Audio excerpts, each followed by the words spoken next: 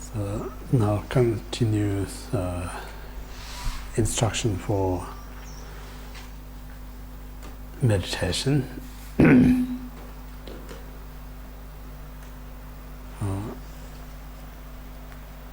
So, as I mentioned this morning, the great Indian master Shantideva, known as Atisha,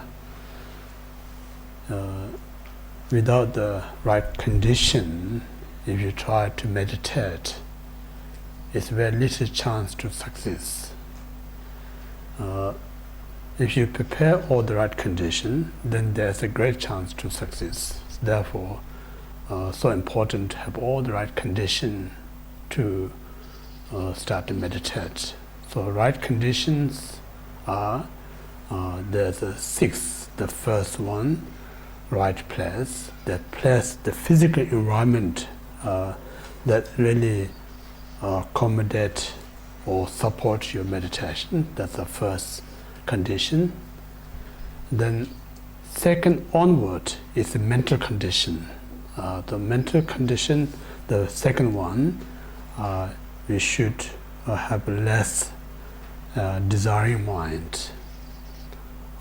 So when we have a less desire mind, then that very mind easy to place on object.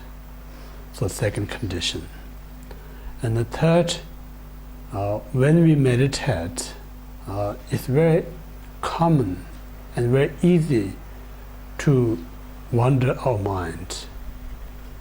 The mainly say, when you interest something, whatever you do, that very moment is very rare to your mind run away from that.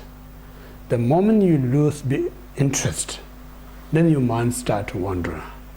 So same thing, the moment you have such a appreciate and gratefulness, that very mind, there's no reason to wander everywhere. The moment you're not appreciating and grateful, then this mind searching out there, looking for something that makes me more pleasure. So therefore, third is more gratefulness. It's important condition. And the fourth, in our everyday life, we so busy doing so many things, and that very kind of attitude or that kind of frame of mind, when you come into meditate, then habit is so powerful that going to dominate your mind. So moment you meditate, in beginning maybe a few seconds or even a minute, may allows you to concentrate. Then not short after or long after, because habit comes back and then kind of takes you everywhere. So in order to prevent that, one need to reduce the activities in everyday life. So means like give more time to relax your physical body, give more time to relax your mind. So if you have a very relaxed state of body and mind, so that very body and mind, and again right condition to meditate. So therefore, we say reduce the activities, unnecessary or negative things. That's the fourth one. And then the fifth one, one need to have such a sense of what we call the clarity, solidity is important. When you're not living in such an ethical life, while you such a controlled by this desiring, anger, ego mind, you may feel what you're doing is all right, because that controlled by this delusion mind. And then later on, when there's no desire, there's no anger, you feel a little bit guilt arising. Regret comes up. So this guilt and regret again disturbs your mind.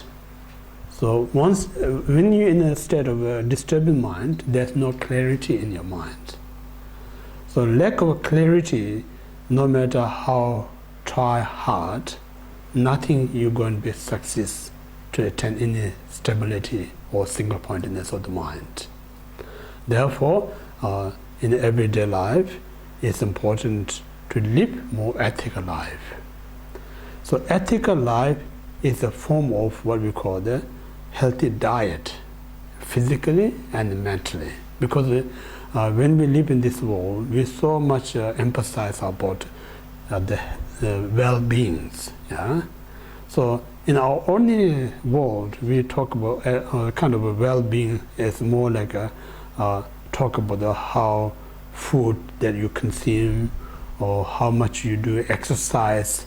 So as long as you just having healthy food, do exercise, these are almost like seems like enough to be kind of well-beings. But in the Buddhist science says, just having the right diet and doing proper exercise are only not enough to be well-being. Most important is ethical life. So based on ethical life, you keep the diet, do exercise. So this really makes a big difference in physical health and mental well-beings. So this reason, the ethical is not only important in terms of a spiritual kind of a practice, also so important our everyday person who don't have any background of spirituality, just living in ethical itself is a tremendous beneficial mentally and physically and emotionally. So therefore, ethical is important fit the condition, and but I mentioned ethical is the prime cause to successful meditation. So these five we discussed before lunch. Now the sixth one, fixed condition is not attach samsaric phenomena, not attach our own thought or our own mind, two things.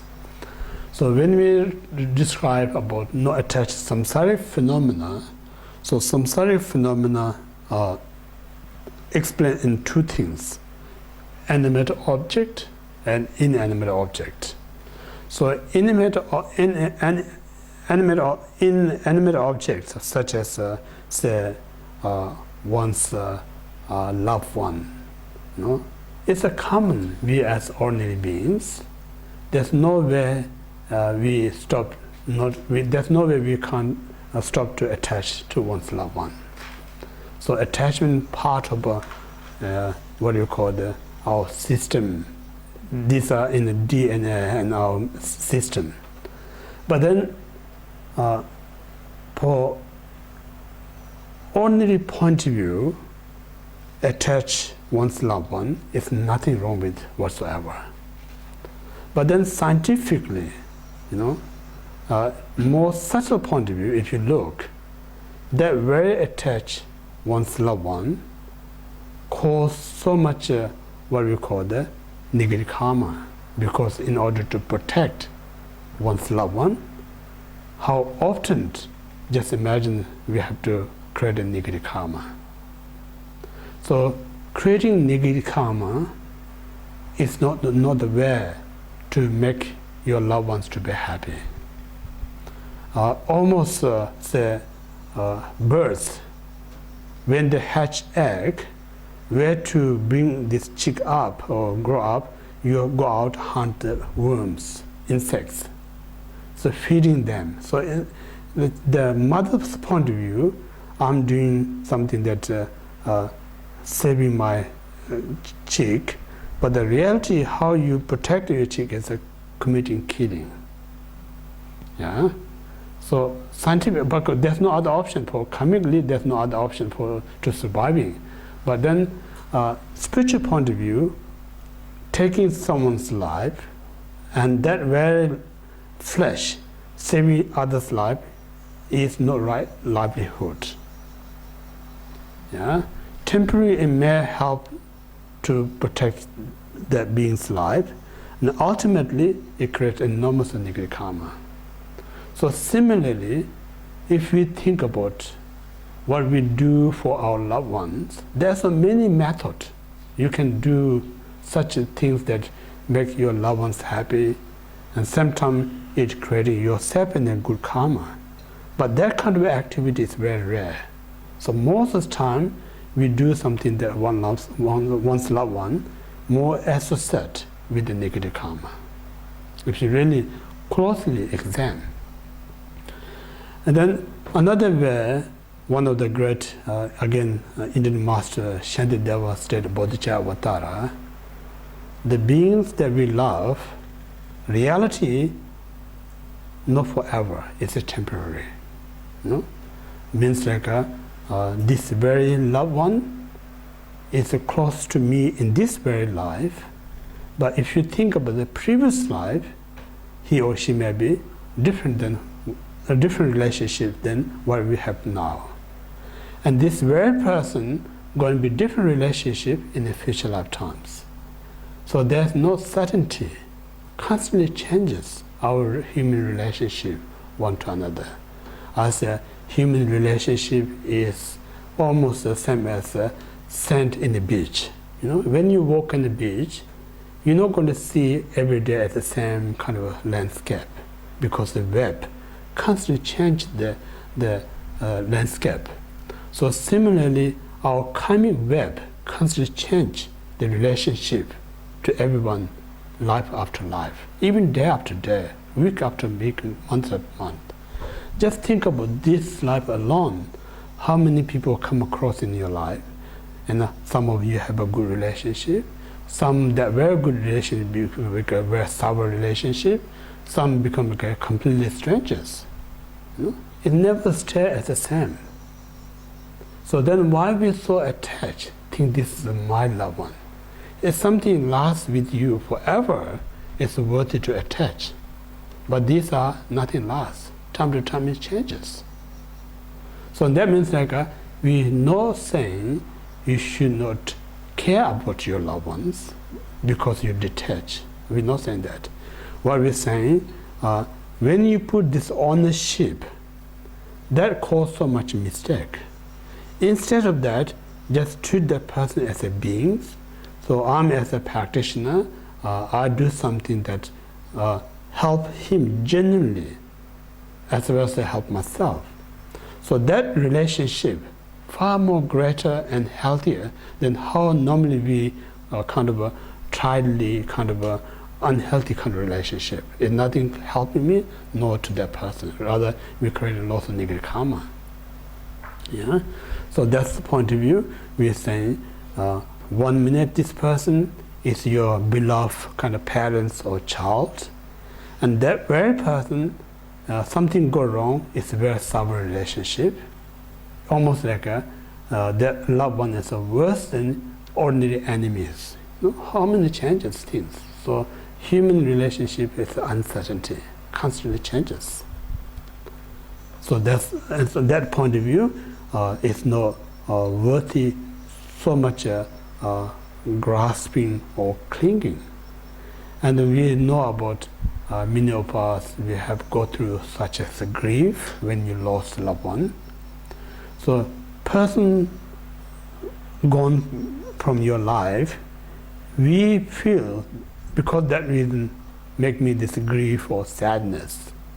But the reality, not because of that reason. The reason is we grasping, clinging. We don't want to let go. So that very mind, what we're saying, so clinging up tightly is we call the ignorance mind. Why we talk about ignorance mind? Because that very mind lack of awareness the nature of phenomena. Because this mind thinks this is my loved one, I want to be this person forever, that kind of a desire. But the nature of the phenomena is impermanence. Impossible that phenomena going to be with you forever. So in this way, you creating some kind of a desire never going to be achieved. So if you're creating that kind of desire, you're never going to be achieved. that very moment you're already creating this potential to be grief and sadness. So in this way, as a Buddhist practitioner, we're not saying you should not feel sad when you lose a loved one. Of course, we're human. We have this emotion, we have this feeling towards one's loved one. When this loved one gets sick or even die, we get sad. But sad is different things, like in terms of person who knows the nature of impermanence and person who have no idea about impermanence. The both, when you lose a loved one, they get sad, but what's the differences? The other one, there's no remedy to overcome that sadness. The person who knows impermanence, it gets sadness time to time, then you think about the reality of how things exist. It's impermanent, I cannot control. So instead of upset losing that one, rather we think about time that I had a good time with the person.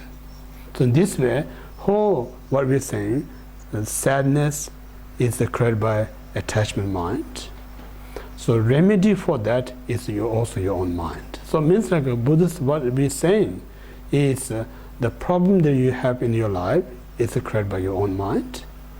The solution also that very mind. Other than the mind, you're not going to find other solutions. So this is very important because when we live this ordinary world, we looking out there some kind of solution. I say physical body and mind are different, so important. When physically get injured or break your arms and legs, definitely out there something that help you to joint, fix this and that. But when you come in terms of mind, there's no other out there to fix your mind. So mind only can fix the mind. So this reason we have to differentiate mind and physical body. It's so important. Yeah.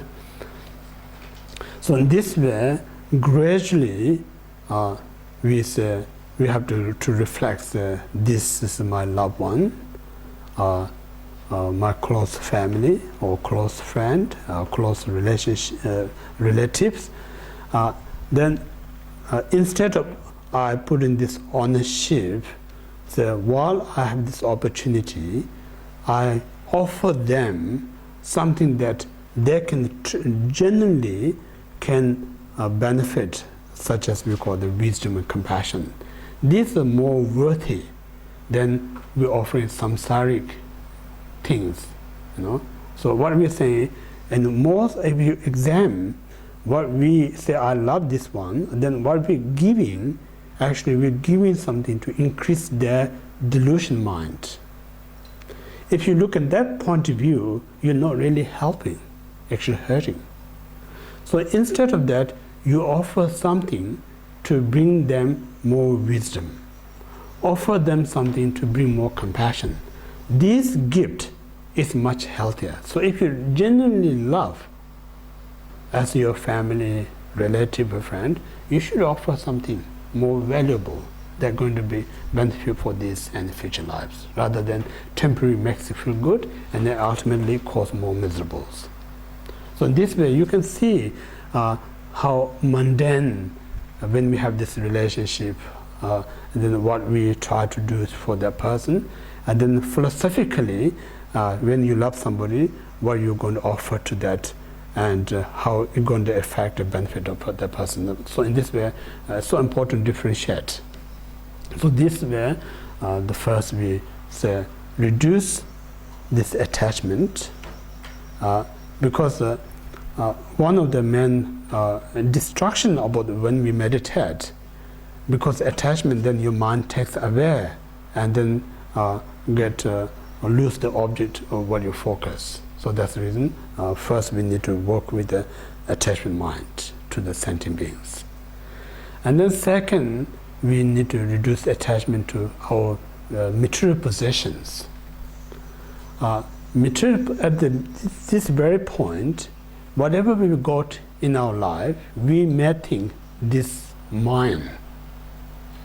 Also, it's a right to think it's a mine. But then, object itself is impermanent. self also impermanence. We never know I'm going to be disappear before this material disappears, or this material going to be disappear before I disappear. Nothing is reliable, you know. So in this reason, something is not guaranteed. Then why we so obsessed these material things? And think about, I'm saying, for worldly point of view, more you have, you feel more secure. In a spiritual point of view, more you have, less secure.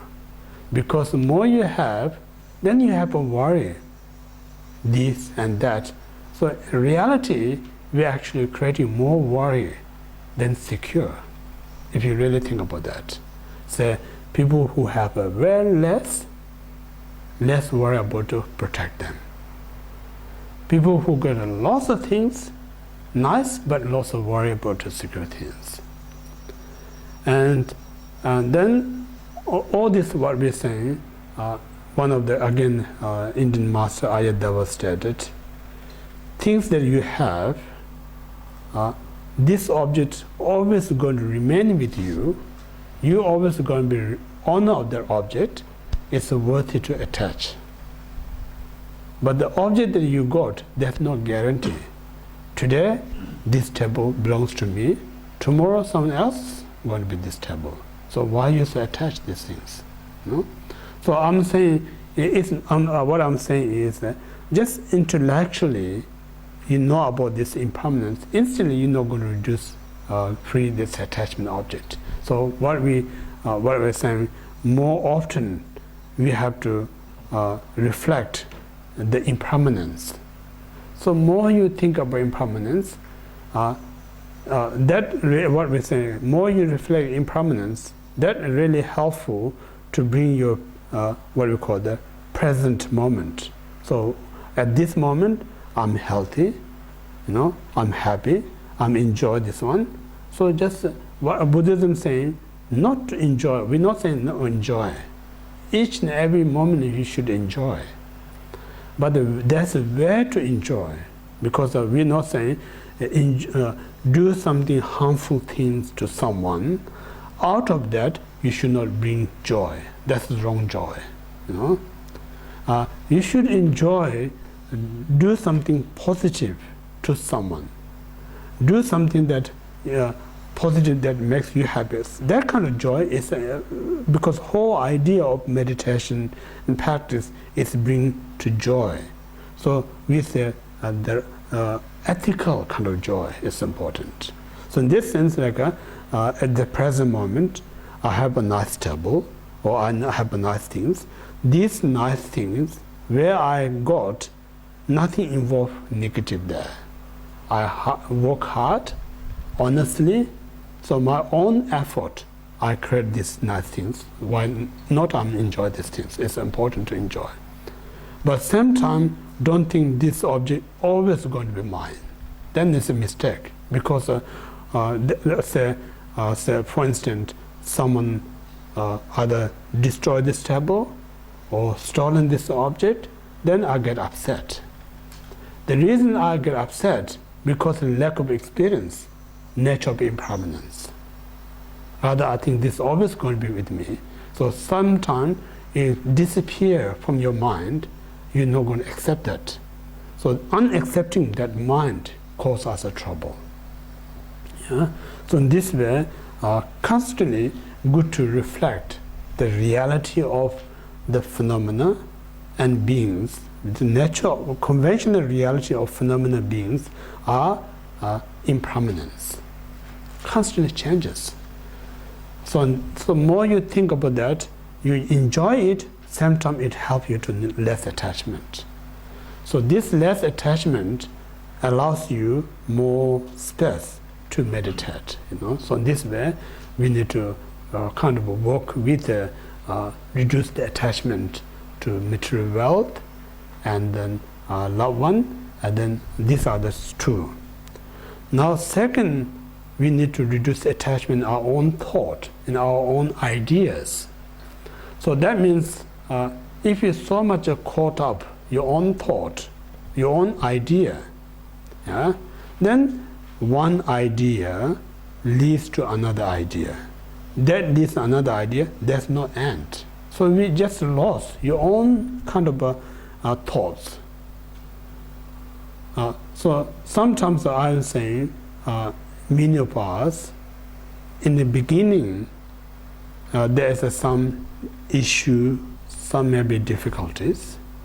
So that tiny issue or difficulty, not enough that cause you harm, but this very tiny eventually cause more harm to you. How it causes more harm to you is like you just keep reflecting, keep thinking of that again and again. Just same problem, just more you think, it seems like it become bigger and then bigger. Then eventually it really kind of controls your mind. You know, one of the people saying like, if you hold a tiny object, small object, that small object in the beginning is not that heavy, it's called light. Then you keep holding that for a long period of time, that very light object feels like a very heavy object. So in the beginning and end, the weight point of view is not increased. It's the same amount of weight. Because you hold it such a long period of time, seems like it's more heavier. So same thing, beginning you may have a little bit concern, worry, then you keep thinking of again and again, it's getting worse and worse. But actually it's not getting worse, you just caught up with that state of mind. So in that way, then you're making lots of story out of it. So making all this story, then your mind virtually become like a very messy mind. So this very messy mind is the one that the main obstacle to increase the clarity mind, wisdom mind. So therefore, we should not caught up our own thought. So that's where we try to reduce the attachment on our own thoughts and idea, reduce attachment to material wealth, reduce attachment to one's loved one. So if you can a little bit reduce, decline or decrease, that's attachment, then your mind has more time to kind of a clarity to concentrate. So these are in a way 6 conditions to success meditation. So in this way, constantly it's good to check, and if you got all these 6 conditions, then you are ready to meditate. If you haven't got these 6, before you attempt to meditate, you should complete these 6 conditions. Is important. Now next step, and the main part of the meditation, once you have all these 6 conditions, then the main part, as a Buddhist was saying, there's a preliminary part, main part, and then the conclusion part, 3 stages. So beginning, we did this morning, think about the Buddha, Dharma, and Sangha. The reason is why I say, when we in when we in this condition, when we in a kind of unwell or sick, firstly, we not really have a clear idea what kind of sickness.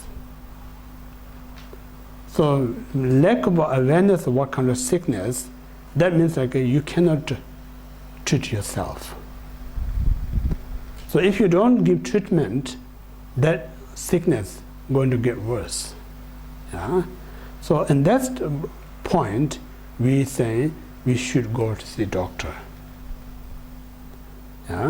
So the doctor who knows about your sickness, and at the same time he or she knows what kind of medicine, what kind of treatment should offer. So similarly, I mentioned this morning, Buddha is not more, not less, but like a doctor who knows about the problem that we experience. So based on that, then he prescribed. So all the teaching that he given is virtually is prescriptions. So lots of us, we think about my problem going to be solved if I just listen, teaching, read book. That alone not going to solve the problems. No matter how often you go to see doctor, no matter how often you receive the prescription from the doctor, but if you don't go out to get medicine and take them, if you don't take the medicine, thousands of times you see the doctor and thousands of kind of prescription, they're not going to help you to overcome your sickness. Yeah? So in this way, the Buddha doctrine means like, I mentioned this morning, we as human beings think my unhappiness because I'm having got what I want. I just talk about simple point of view. And then we have this expectation, if I get these nice things, I'm going to be happy. So we so much expect other than mind that makes me happy, makes me unhappy. But the reality, everything that you experience, unhappiness and happiness, is no other than your own mind. That's how Buddha stated. Yeah? So whether his explanation about the mind is the truth or not, it's up to you. You need to contemplate. You need to kind of what you call the experiment. So in this way, you're going to realize my mind virtually makes me happy, makes me unhappy. So in that point of view, mind that makes me unhappy, that very mind is your own sickness. So to overcome that sickness, I need to give them, kind of take the medicine. So medicine here is, we're going to talk during the 7-point mind training, such as the loving kindness meditation, compassion meditation, bodhicitta meditation. So means just constantly implement these positive things in your mind. Based on this positive mind, constantly we act according to this positive way. So just having these positive things in your mind and act according to positive way, these are the treatment.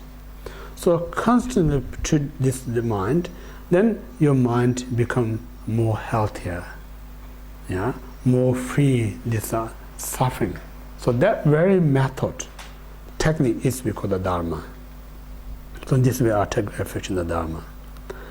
And then again, I mentioned this morning, when you try to do something positive as an individual, somehow you may find not easy, more harder. That's if you work as a team, then what we say is, say one person do something, how much you're going to achieve.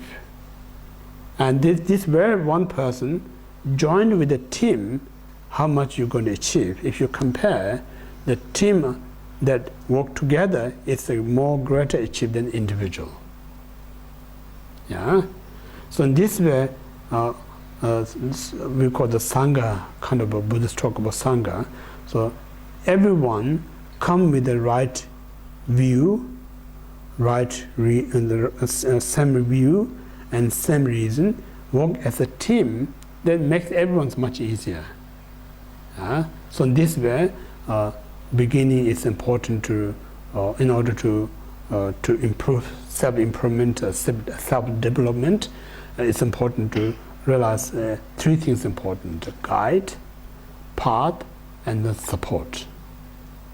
Yeah, so these three we just reflect first. And then once, that's the reason we recite this, what we call the take refuge in the Buddha, Dharma, Sangha. Follow that, then we create the right motivation. Right motivation is I'm doing this for my own benefit, or I'm doing this to benefit to all beings. Either is right, but if you create motivation to help everyone, it's more effective, more powerful. So this way, refuge and the right motivation is a preliminary part of meditation. So once you've done that preliminary part of meditation, then you kind of main part of meditation. So main part of meditation, talk about, I think it's better to talk 7 steps. 7 steps to progress one's meditation. The first step is, we call the placement of the mind. So what that really means, once you have all this right 6 conditions, then we done this refuge, Buddha, Dhamma, Sangha, and create right motivation. Follow that, one need to sit either comfortable cushion or comfortable chair. So that means like if physically discomfort, that cause you what we call the distract your mind. Therefore, you need to have a really comfortable cushion and chair important to meditate. So when we say comfortable, it's 2 things. Comfortable enough so your mind not worry about the pain or discomfort of your body. That comfortable is a good, right comfortable.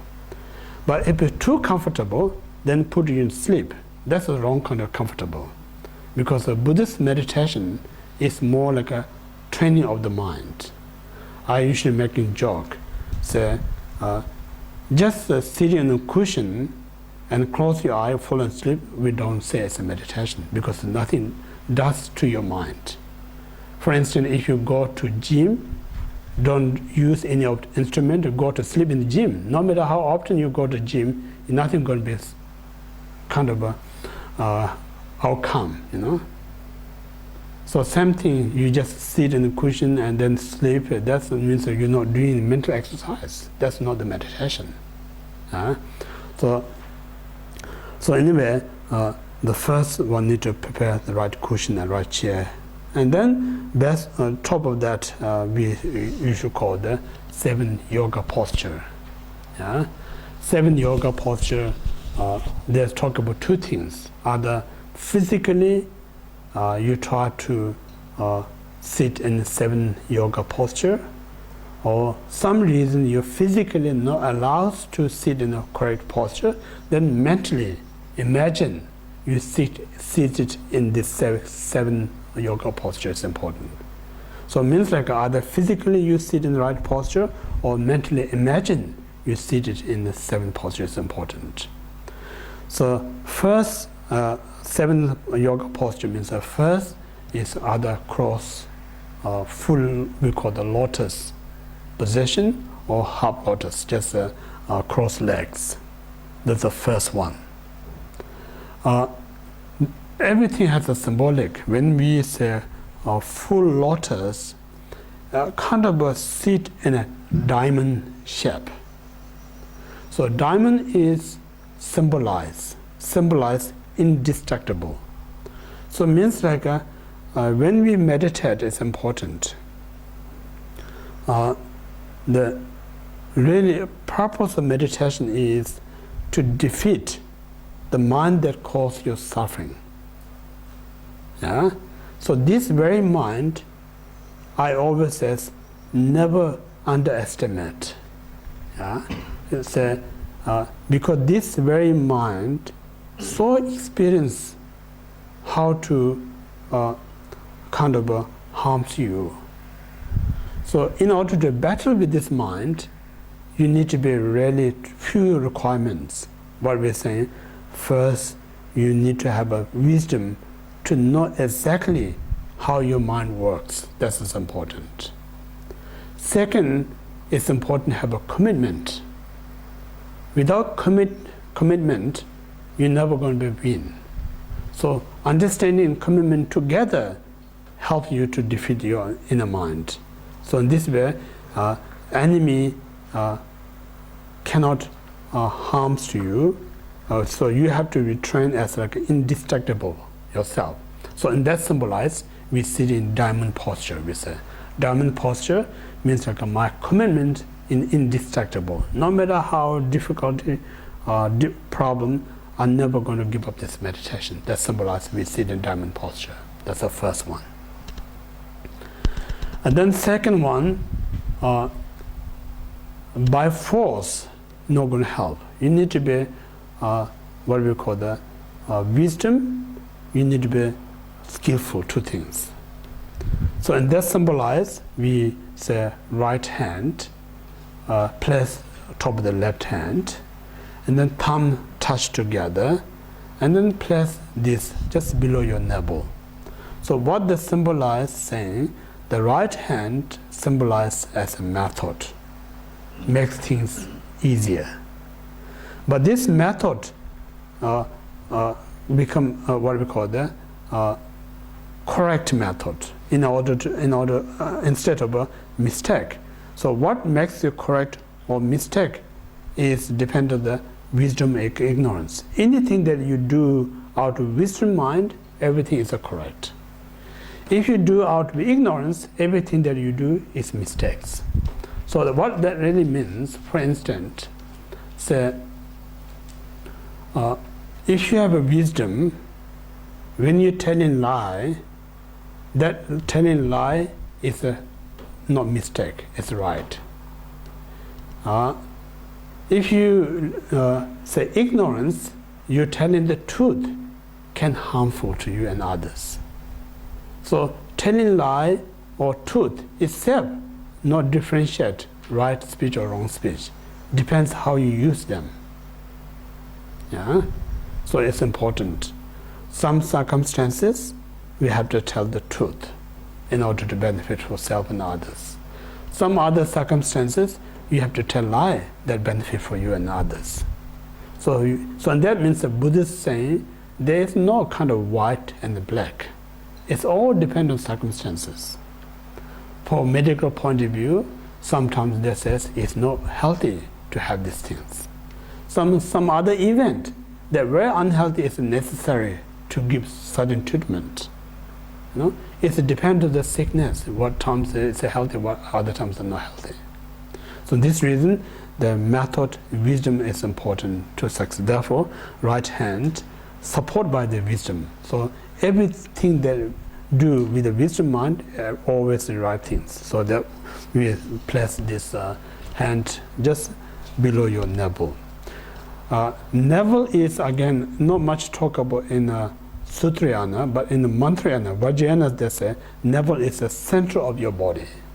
So when we kind of physically, what we say, when we conceive a mother's womb, so where this body start kind of what we're saying, form, start from the navel, human.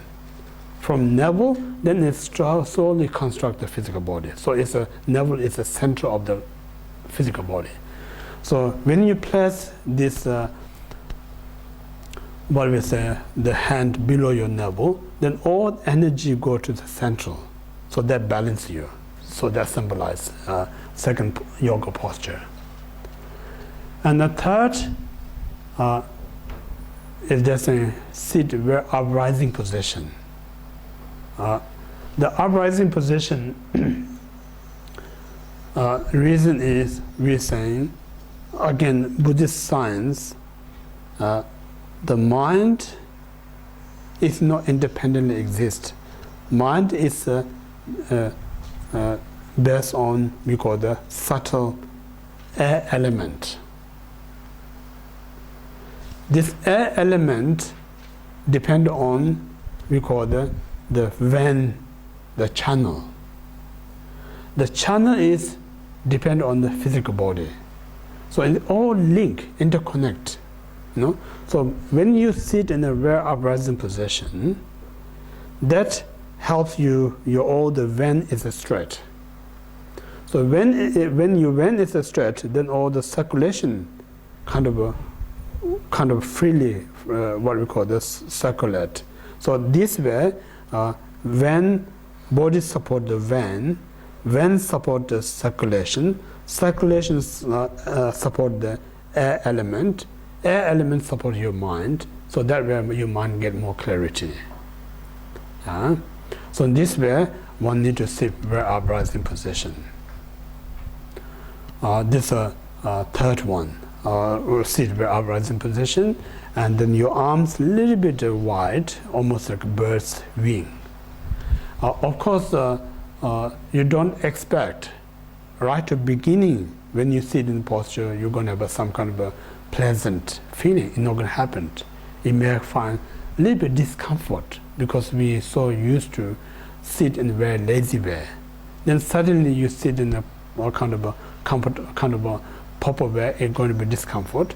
But once you get used to it, you find this posture is much more comfortable than just living in a lazy way. So that's a third posture. And the fourth, they're saying shoulder must be balanced, rather one up or other left. Because so you need to be very kind of shoulder drop and then completely relax your shoulder. That's the fourth one. And the fifth posture, your neck slightly forward. That's if you're too backward, then your eyes more look bigger kind of places, you kind of get distracted. If you're too front, then your eye look only small things that cause you dullness. So in order to avoid such a wandering and dullness mind, just in a little bit forward, that's saying tip your nose and your chest as even. So that kind of right position. So neither too backward or not too front, but just the right kind of position. Is a fifth one. Then sixth one, there is a two object we call the outer object or inner object. So beginner usually be trained as the outer object. We use outer object such as a statue or flower or any other object. So if you use the outer object, then you have to open your eyes. So they're saying when you look at the object, it's important just tip your nose, then you look at the object. So while you look in the object, your eyes neither widely open nor completely closed. So half open, half closed, we say that. So this also has a symbolize. Say, if your eyes are widely opened, then you're going to see lots of things that get distracted to your mind. If you completely close your eyes, then eventually they're put into sleep. Also not right. So to avoid both wandering and sleeping mind, therefore we call half open your eyes. So this way, if you use the external object, you should half open, half close. But then if you try to meditate inner object, such as focus your breath, watching your breath, exhaling, inhaling, then breath you can't see. It's a form but not visible. So they may say you can close your eyes. So idea is, even you close your eyes, your mind need to be very clear. Watching your breath is important. As long as your mind watching your breath, then you're training your mind, stabilize your mind. If you're not kind of watching your breath, close your eye, and your mind wanders, then it's not meditating. So important. So in this way, it's optional. Whether you open your eyes or close, as long as you focus the object where you meditate. So that's the eyes, sixth one. And then seventh one, they're saying your mouth slightly opened and your tip of tongue touch upper plate. So when you kind of in that posture, just they're saying breathe as normal. Don't make any special. Don't treat any different than normal how you breathe. What they're saying is breathing also can affect your mind. They're saying breathing is where we're getting oxygen in your body. Yeah? In a gross level, we think breathing is where to give you oxygen in your body. So this, as long as the oxygen in your body, you're kind of alive. If you stop getting oxygen in your body, then it becomes like unconsciousness. Even it can be cause your death. So we talk a very gross level medical point of view. But in subtle point of view, if you look at the human body, there's innumerable veins. So this innumerable veins associate with different mind. So when you're breathing, say if you're in a very angry state of mind, that time you're breathing, that where oxygen go to certain channel of your body.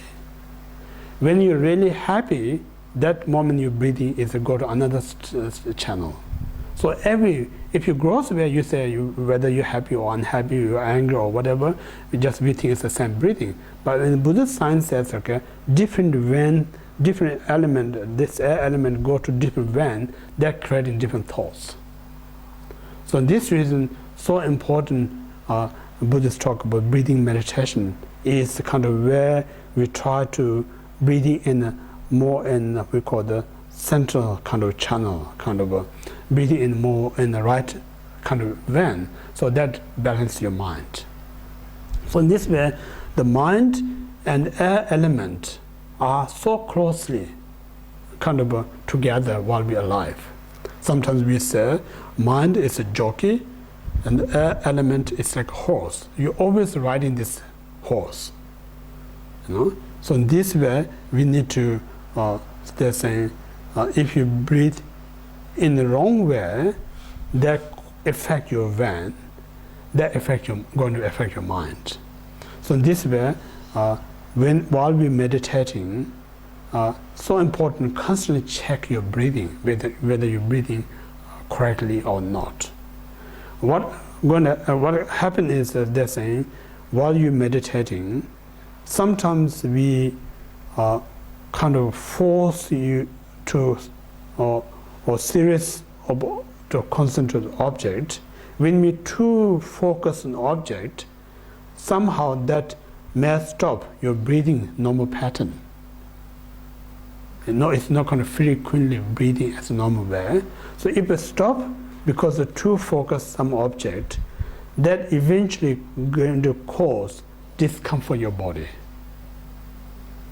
So when it feels like discomfort, then it's going to affect your mind. So this reason it's so important to where to relax your body, must breathe as normal as possible. Because as long as you breathe as a normal, at least it allows you to relax your body. More you relax the body, your meditation is going to last much longer. So that's the reason this, what we call the 7 yoga posture is important to correct before you actually train our mind. Yeah. So cross leg is first, and then the right hand, top of the left hand, place your navel is the second. Back is very uprising. Third, shoulder must be very balanced. And fourth, neck is slightly forward is the fifth. Eyes neither completely open nor completely closed is the sixth. And then seventh, mouth is slightly open, breathe as normal. So that's the first physical right position to meditate. Now, second, the main part of meditation, then I mentioned it's important to think there is a you can talk about 3 different types of mind. Yeah, it's very important. Conceptual mind, non-conceptual mind, and then secondary mind. You can say 3 types of mind. First, like a non-conceptual means the consciousness able to see things, but that very consciousness cannot explain these things. So this we call non-conceptual mind. And then conceptual mind means can see object, same time knows this object is either flower or cup or house or person. So recognizing individual phenomena, this we call the conceptual mind.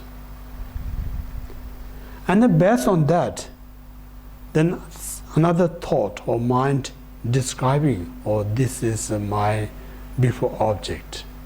He or she is my friend. This person is Tony or John. So describing personality or phenomena is neither a conceptual principle mind nor non-conceptual principle mind, rather is secondary mind. So when we meditate, we're not kind of touching this secondary mind at all when we do shamatha meditation. Yeah? There is we talk about two single-pointed meditation is one thing, analytical meditation is another thing. So when we're analyzing, we must use this secondary mind. We must use this conceptual mind, because this mind identifies the object and then research about their object. Because this non-conceptual mind cannot research, only see things, cannot go beyond that. Only the conceptual and secondary mind can kind of what we call the research, describe things. So when we do analytical meditation, we should more use this conceptual thought and then secondary mind. But when we do shamatha, we should not use secondary mind at all. We only use two. Conceptual mind means just seeing the flower or statue or anything. Then non-conceptual, seeing their object. Then conceptual mind, just remember that in your mind all the time. So as long as you remember, as long as this object is a very clear picture in your mind, you are meditating. The moment you lose the picture object you meditate, then you're not meditating. So just I was saying, as a beginner, you should not expect when I look this object, you're going to have a very clear in my mind. You know? Just seeing that object in the beginning is enough. Then what we're saying, more you meditate, naturally you become like more develop this clarity of the mind. More you have this clarity of mind, you starting to see more clear this object in your mind. So in this way, they're saying you need 4 conditions to improve your meditation. The first one, object that you're going to use to meditate, make sure the object is solid, not movable object. If a movable object, say flame, it's not right object to meditate, because when you look, this flame constantly by the air or wind moves, then you get distracted. So object must be solid, first requirement. Second, when you meditate, your physical body must be solid, not movable. So what we're saying was some other instruction. For beginner, you should not force to sit still for a long period of time. It's not going to happen. More recommended, try to sit in a quiet posture, but in a short period of time. The moment you feel uncomfortable, you should break, have a little bit move around your body, relax yourself. Then first relax enough, then you come back again to sit in a proper posture. So in this way, you need to lose a kind of a break between the session to session is also important. So in this way, the second condition is not moving your body, because the moment you move your body, you lose the concentration. So that's the second condition. And then third one, it's a very hard, a very difficult one. They say don't blinking. So it's almost impossible for beginner, or kind of a way to keep the moisture of your eyeballs. We have to constantly blinking because that brings us the moisture. If there's no moisture, then eye get dry, got tears comes up with lots of discomfort. But then what we say is two things. Common point of view is one thing, and ultimate how I can survive is another thing. So it means a common point of view, impossible you guess or look at an object without blinking, almost impossible. But then if you look at the potential point of view, it's possible. Many beings such achieved without blinking your eyes, watching an object for a long period of time. Yeah, so that's the recommended not to blink, but it's very hard. So third condition. And the fourth condition, when you look at the object, you give 100% focus that object. Instead of that, you're just looking, but same time half of the mind thinking of something else, then you're not going to have a clarity to the object. So in that way, just half you just concentrate on the object, half of your mind think of something else, you're always going to be this unclear picture in your mind, nothing going to be improved. So in this way, what I'm saying, this is also important, like creating the right position of your mind, body, and object. So all in the right position, then what we're saying, I mentioned everything depends on cause and condition. When you create all these right causes, then you're going to have a result. Without having all this right cause, you expect something going to come out, not going to happen. So in this way, the first I mentioned, placement of the mind, means like just simply train your mind to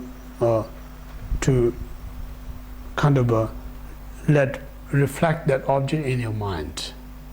As long as the object is reflecting in your mind, you are meditating. That's the first step. Now, then we move to the first. We're saying like just introduce your mind and object. Let know each other.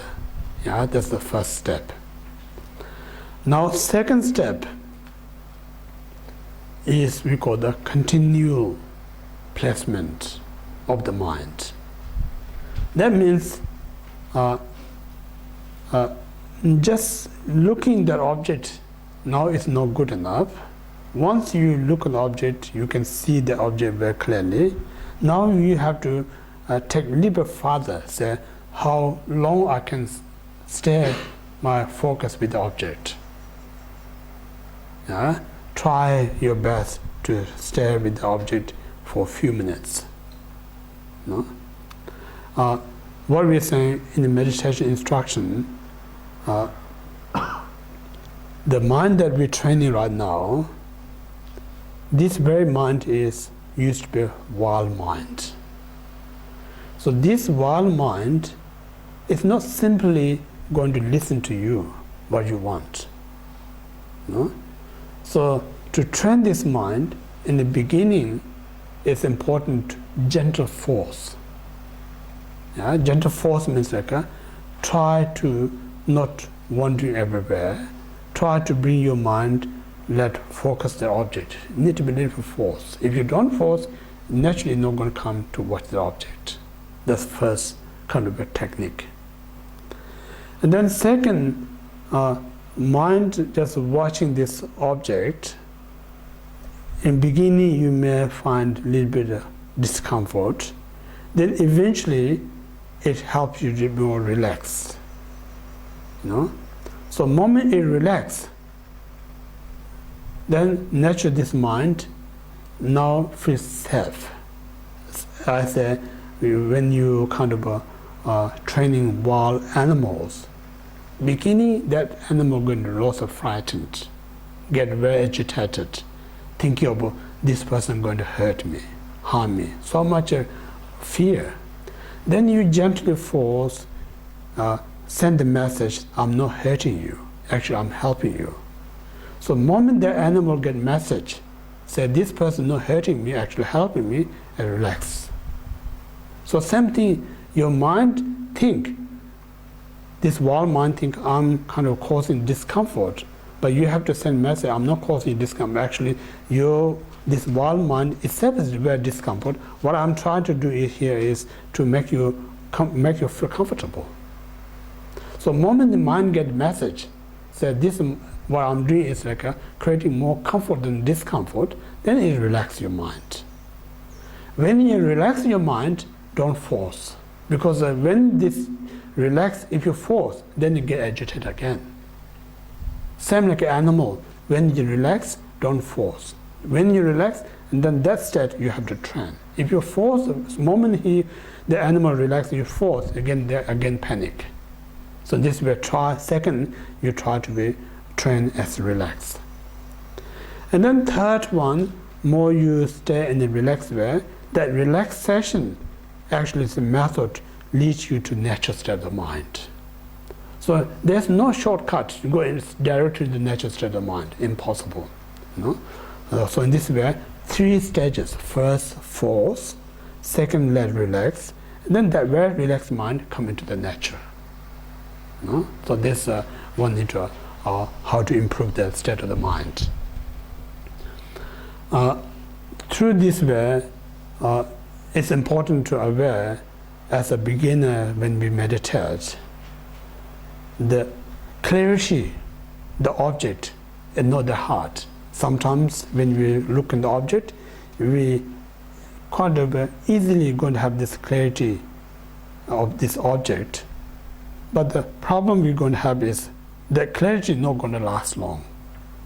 Means like a certain point, your mind completely focus the object.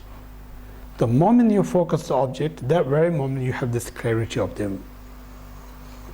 in your mind. But then this habit so much lines up, wandering mind. The moment this wandering mind comes up, then you lose this clarity.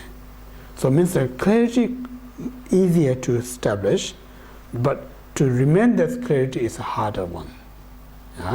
So this, therefore, we say we need to force a little bit to remain a bit longer with the object. So this we call the continued placement of the mind.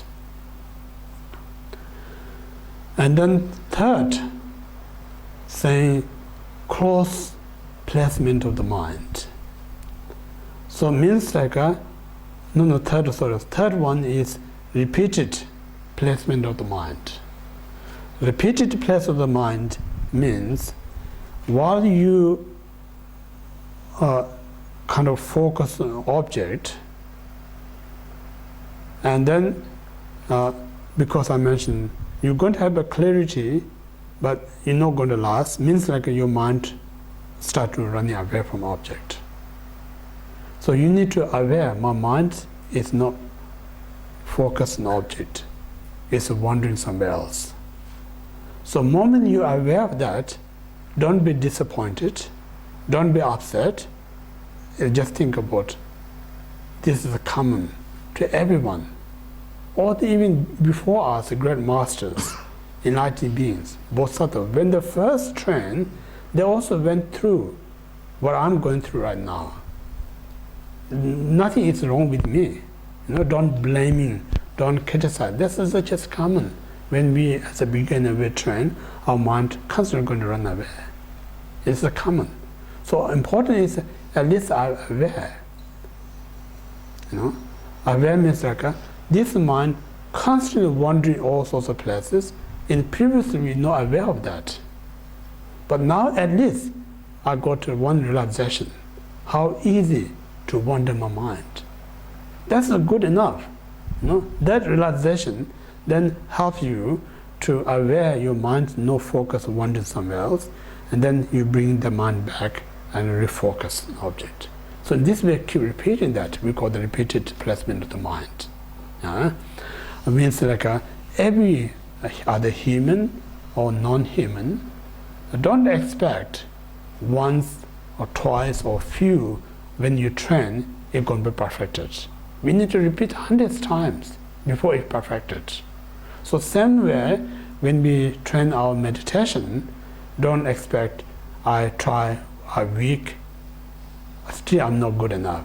Or think about I try a whole month, still not good enough. That's too much expectations.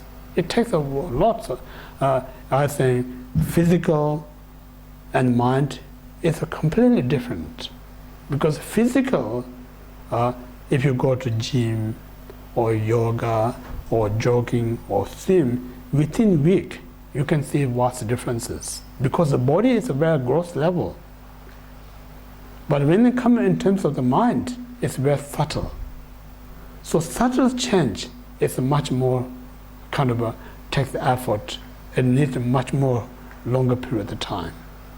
So a week or month not enough to really kind of assumptions or working or not working. You know? If that's easy, then why Buddha such as took many eons to reach enlightenment? If it's easy mind to train. You know? So in this reason it's not that easy. So therefore, right at the beginning, we must have this awareness. What I'm dealing is a very importance that's going to help me tremendously. Also, I can be helpful to others. But to achieve that is a huge task. Like sometimes saying, climbing like Mount Everest. You know? It's not that easy, but once you at the summit of the Mount Everest, you physically you great success. So same thing, because you are the not the person trying to attempt. Before us, many great masters achieved that. Then why we can't achieve? We all have the same opportunity, you know. So in this way, step by step, is so important. Don't force, you know. So in this way, keep, no matter how often you fail, like what we're saying, in our ordinary world, when you fail something, normally it discourages you. But in spiritually saying, when you fail, it's a blessing. Because when you fail, this teaches you next time not to repeat that way. Because if you never fail, then you cannot protect in the future not to fail. If you fail once, you know why I get fail. So I should not go on that way. If I go that way, I'm going to fail again. So every mistake is itself is teaching. Yeah? So in this way, we can keep repeating. This so third, we call the repeated placement of the mind. Now, fourth, we call the close placement of the mind. Close means like when you get distracted, just the moment you're aware, my mind gets distracted, instantly mind comes back. You don't need to ask to come back. Before that, you know I get distracted, then you need to put some effort to bring your mind back. Yeah? For instance, again, when you're training your horse or dog, they wander off while you're training. And then when you, this wild animals wander out, you have to put effort to bring that back. Yeah?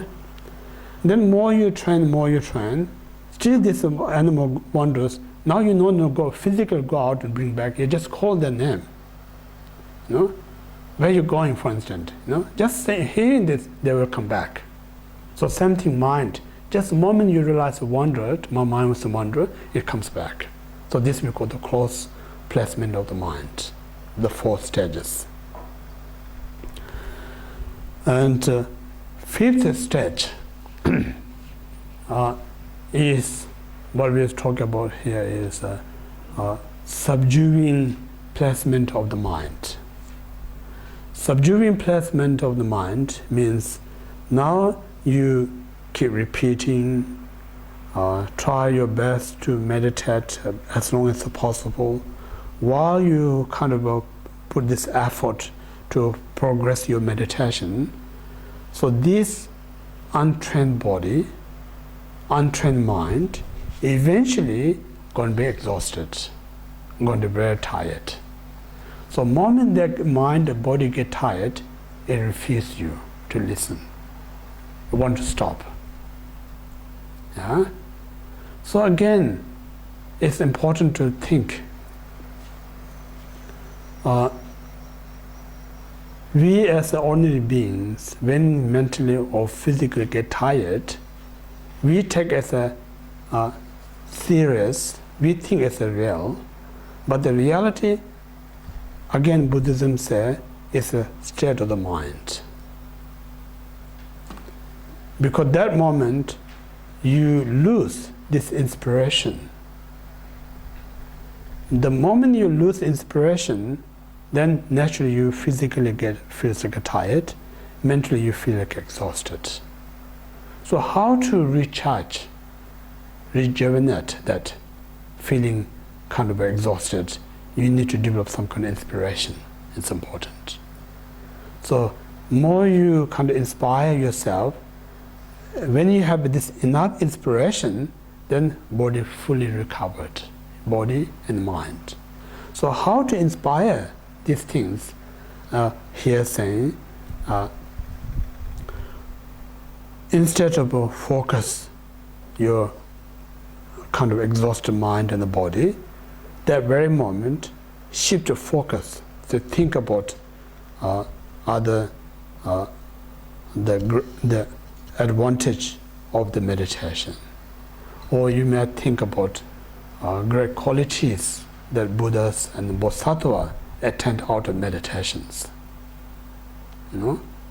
So when you know about the value of the meditation, what is going to bring you the great qualities. So more you just leave it, what we say, spend a little time to think advantage of the meditation. So more you think and then more you feel like a value or inspire, then the inspiration rejuvenate, kind of reappears. So when it reappears, that very inspiration subdues that mind that think I'm exhausted, I'm tired. Yeah, that's when you can subdue, and then you want to start again, meditate. So this we call the subduing placement of the mind. Then from that point you start to meditate again, whatever length of the time. And this ordinary body, again, you get tight, mentally you get exhausted, and that period of time you may stop again.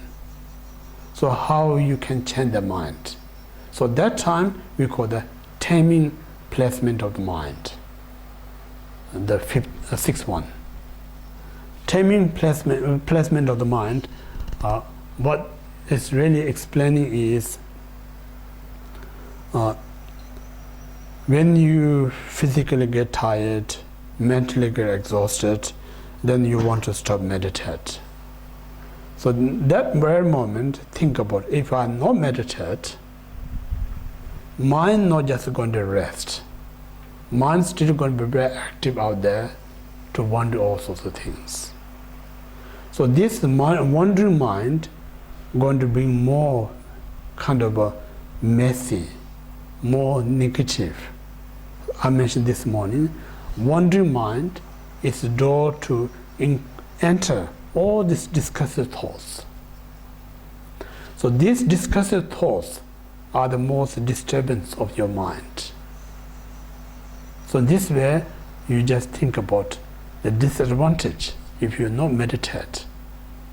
Saying when you not meditate, almost I used to say our mind is kind of powerful energy.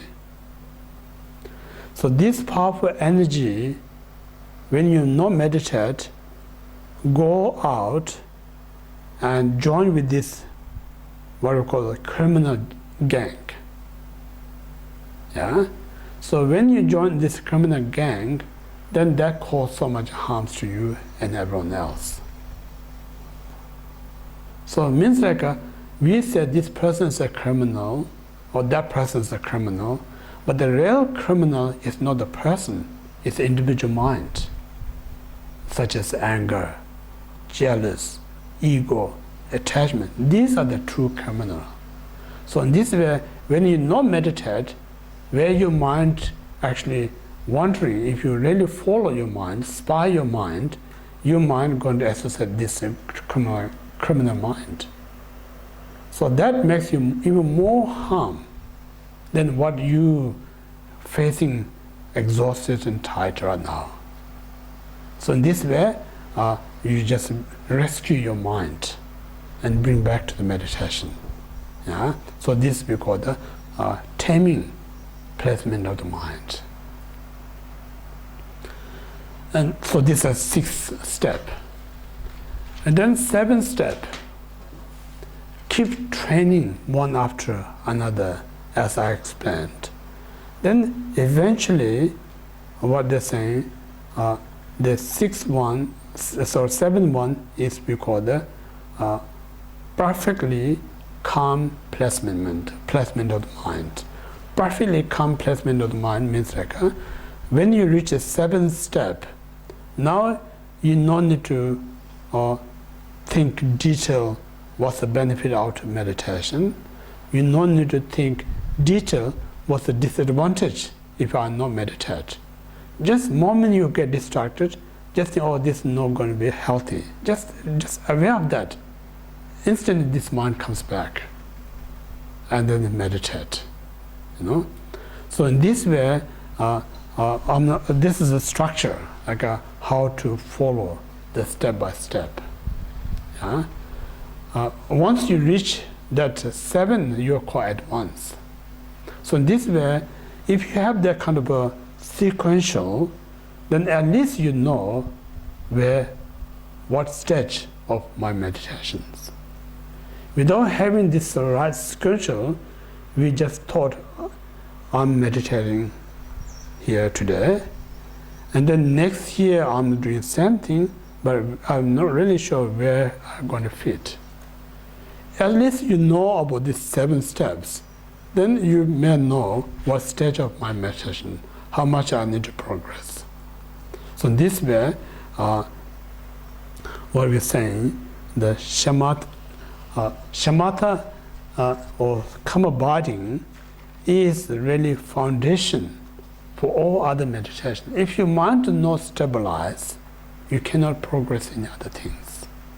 They're saying shamatha is very steady your hands. If you want to be artist, if you want to be artist, your hands are very kind of shaky.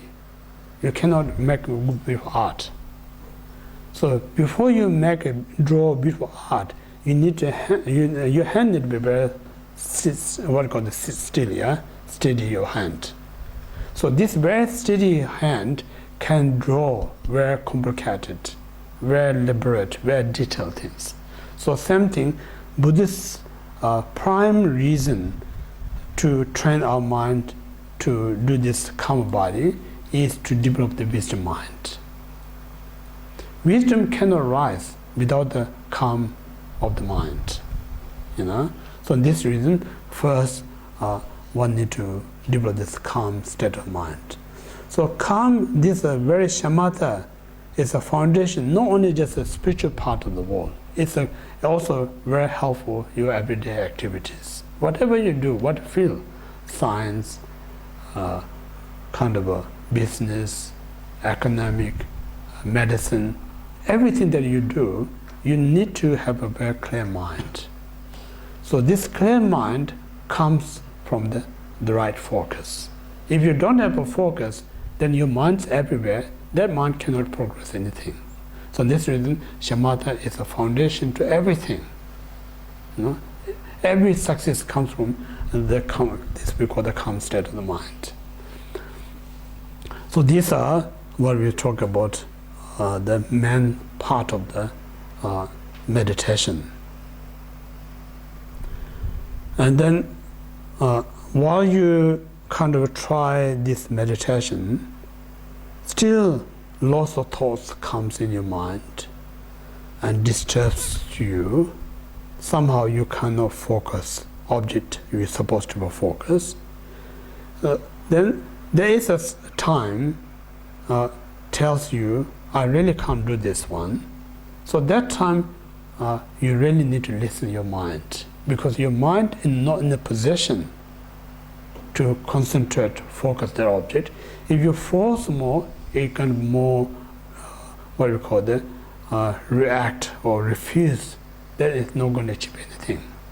So that time, again, they talk about you do something to relax your mind. You need to do something that bring kind of a bit more calmness. So that specific method, we talk about the breathing meditation. Yeah? Breathing meditation means like just simply watch your breathing, exhale, inhale, without much expectations. Just watching your breathing, somehow it helps you to relax your mind. Somehow it brings you a calm state of mind. So more you relax, more you calm, then that very mind now ready to go back to the more advanced meditation.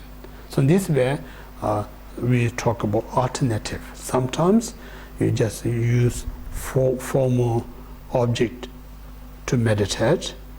Sometimes when your mind so find hard, then you use the breathing meditation.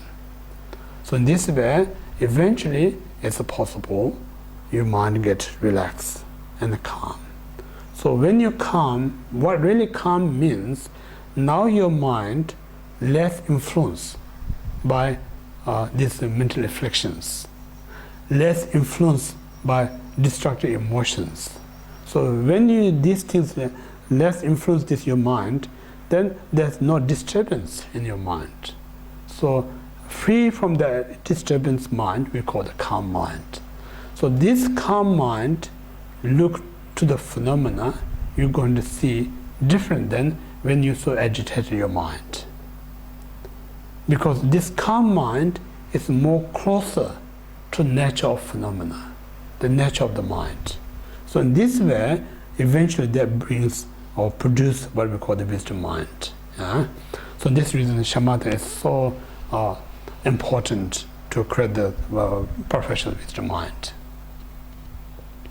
So this main part of the instruction about the shamatha meditation. Once we, I'm not, each session we should not, I'm not saying should follow the 7 step.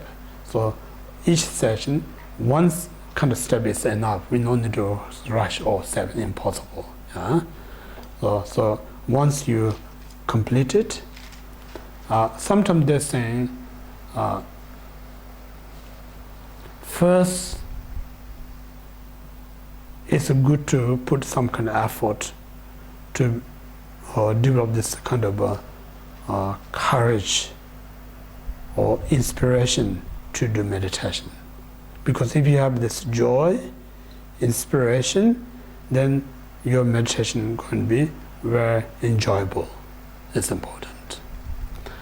While you're enjoying, you should not meditate until it's run out your enjoyment.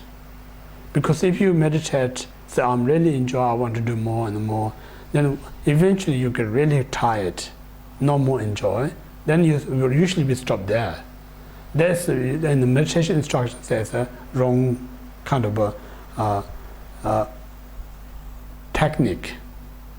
Because if you stop time you're not enjoying, that may cause psychologically kind of cause a disturb next session of your meditation, because the previous I did and then I'm really not enjoying, so I'm not going to do it. So meditation instructions say, while you're enjoying, you just stop it. So I'm enjoying right now, but this is enough. I can do it again next time. So in this way, psychologically imprint something positive in your mind. So next time you're really looking forward to meditate. Yeah. So this is so important. It's a human psychological things. For instance, something out there, such a nice things, but there's a plenty, then eventually we get bored. But something less important, but very rare, then everyone rush. So when you got, you think, I'm so fortunate I got a little piece of that. So it's a kind of psychological game, so important, So you don't kind of rush until you completely exhaust, lose interest. That can be cause some obstacle next meditation. So just even you enjoy that moment, just stop and then just do in everyday activities. So while you're doing everyday activities, also don't be separate from your meditation. What that means, like either I'm cooking or washing or writing, whatever I do, during the shamatha meditation, what we train is like a concentration. So that very method we intermarriage with the everyday life. So that way, shamatha has a great influence. What you do is very focused. When you really focus, there's always lots of benefit out of it. What's the benefit out of it is when you focus, you accomplish that task much quicker than your mind wandering something else. And the second benefit, when you focus, you're going to do better quality than your wandering mind. Third benefit, when you concentrate, you know each and every step how things done and what need to be improved. So everything is recorded. So in this way, next time you don't need to kind of repeat it all over again. So otherwise, if you think of our life, we do so many things, and each and every time we have to start over again. There's no kind of a continue kind of a progress. So in this way, shamatha don't kind of make it separate than everyday life. Rather, you need to intermarriage this experience in your everyday life. So that way, I think less wasting your time, and then much greater chance to success and a greater quality outcome when you really focus. So this is the main part of the meditation. And then the conclusion say, obviously we talk about the dedication. It means a few things. Say, I'm so fortunate have this opportunity to meditate. Just having this great opportunity, I should rejoice myself. But this should not be limited. More I do, more I'm going to benefit. More I get benefit, I can contribute to help others. So in this way, may this meditation benefit for me and others.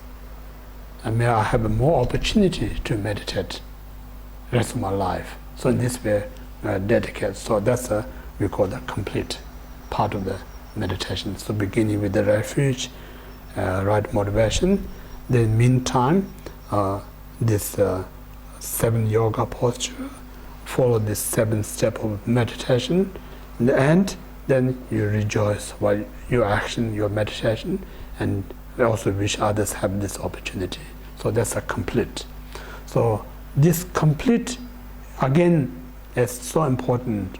What we're saying is creating such a what we call the positive kind of personality. If someone say who used to do things complete, then it becomes like a habit. So once you have it, not the difficulties. Instead of that, so I'm enjoying, beginning you have a lot of inspiration, you start, but then you cannot complete it. So this causes messy. Like I said, in some of our life, some of us are very, very tidy, others are very messy. Means like what causes messy, not just because of laziness. The reason we have messy is we have so many thoughts that I'm going to do this. Then before I finish these things, something else comes in the mind, which start another one. before you finish that one, another thought comes up. So it means like we're starting so many kind of things, but nothing is completed.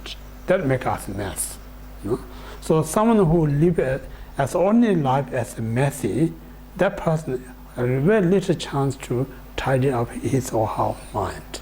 So for this reason, this idea to start what we call the preliminary man completion is we kind of doing a complete one. So once we get that habit, then naturally we have this tidy personality. So this tidy personality can be successful in every field.